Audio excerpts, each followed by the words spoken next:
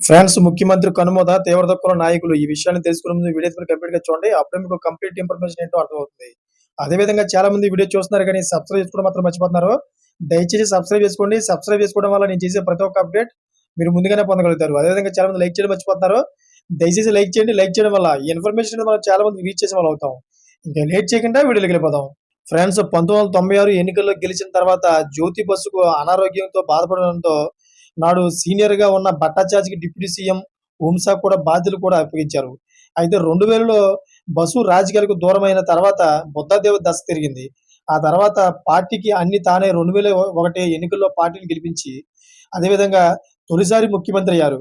ఆ తర్వాత జరిగిన 2006 అసెంబ్లీ ఎన్నికల్లోనూ సీఎం గెలుపులో ప్రధాన పాత్ర పోషించారు. దీంతో రెండవసారి సీఎంగా ఎన్నికయ్యారు. అలాగే జ్యోతి బసు తర్వాత ముఖ్యమంత్రిగా మంచి పేరు సంపాదించుకున్న భట్టాచార్య నాడు తీసుకున్న కొన్ని నిర్ణయాలు సంస్కరణలతో పాటు ఓటమి చవిచూసింది.